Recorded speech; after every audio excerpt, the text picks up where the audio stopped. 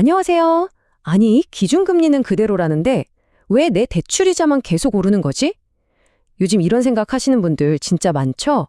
오늘 제가 그 이유 속 시원하게 파헤쳐 드릴게요. 네, 바로 이겁니다. 한국은행은 기준금리를 딱 묶어놨는데 왜 우리 집 대출이자는 자꾸만 오르는 걸까요? 지금부터 그 미스터리를 하나씩 하나씩 풀어보겠습니다. 자, 보세요.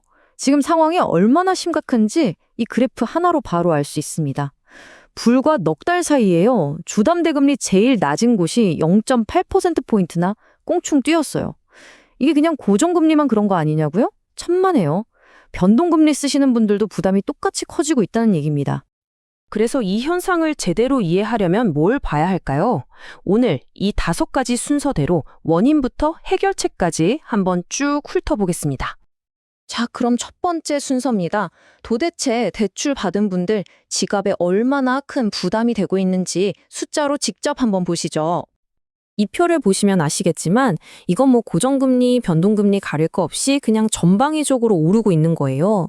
나는 안정적인 게 좋아서 고정금리 했는데 하셨던 분들이나 시장 상황 봐서 이자 좀 덜 내야지 하고 변동금리 택했던 분들이나 지금은 모두가 힘든 상황인 거죠. 특히 저기 금리 상단 보세요. 거의 6%에 육박하고 있습니다. 정말 무섭죠? 바로 이 지점에서 우리가 처음에 가졌던 그 근본적인 질문이 다시 떠오르는 겁니다. 왜냐하면 한국은행이 발표하는 공식 기준금리는 완전히 다른 세상 이야기거든요. 보세요. 한국은행이 기준금리를 2.5에서 4번 연속으로 동결, 즉 꼼짝도 안 하게 묶어놨어요. 원래대로라면 시장에 자, 이제 안정될 거야 하는 신호를 보내는 거잖아요. 그렇다면 대체 진짜 범인은 누굴까요? 네, 바로 시장금리입니다. 기준금리는 그냥 큰 방향만 알려주는 나침판 같은 거고요. 실제로 우리 대출이자를 좌지우지하는 건 바로 이 시장금리라는 녀석입니다.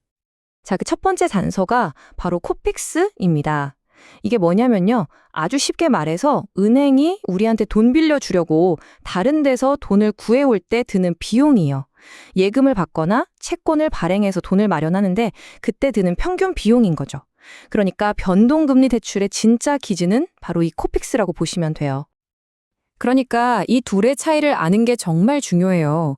기준금리가 경제 전체의 신호등 같은 거라면 시장금리는 매달 내 통장에서 돈 빼가는 이자 고지서 그 자체인 셈입니다. 훨씬 더 직접적이죠. 그런데 이 시장금리가요, 그냥 조금 오르는 수준이 아니에요. 그야말로 폭등하고 있습니다. 지난 11월 코픽스가 무려 0.24%포인트나 뛰었는데 이게 3년 만에 한 달 상승폭으로는 가장 큰 거래요. 어마어마하죠? 아니, 왜 이렇게까지 오르는 걸까요? 이유는 크게 3가지입니다. 첫째, 시장에서 이제 금리 인하 기대는 접어야겠다 하는 분위기가 팽배해졌어요. 둘째, 은행이 돈을 구해오는 원가, 그러니까 은행채 금리가 올랐고요. 마지막으로 정부가 가계부채 관리한다고 꽉 조이니까 은행 입장에서는 굳이 금리 낮춰가면서까지 대출을 막 늘릴 이유가 없어진 거죠. 자, 이런 상황들이 모이고 모여서 결국 돈을 빌려야 하는 사람들에게는 정말 어려운 딜레마가 되고 있습니다. 어떤 딜레마인지 한번 보시죠. 네, 빌려도 고민, 못 빌려도 고민.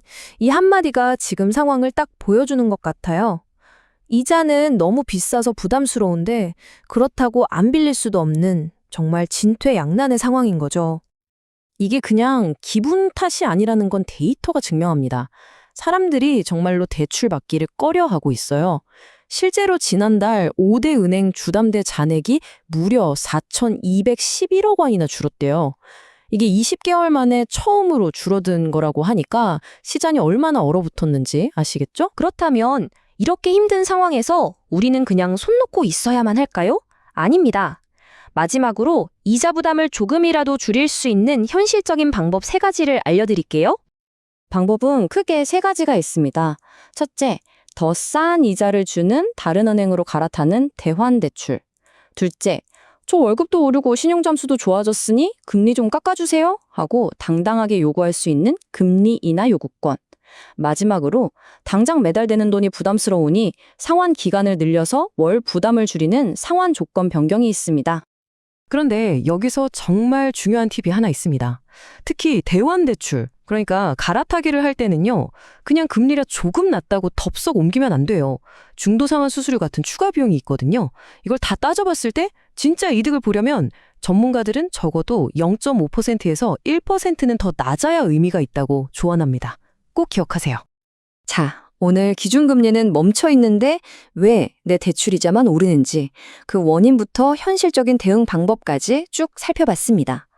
결국 금리 상승기라는 새로운 파도 앞에서 어떤 선택을 할지는 이제 우리 각자의 몫으로 남았네요. 여러분은 어떤 선택을 하시겠습니까?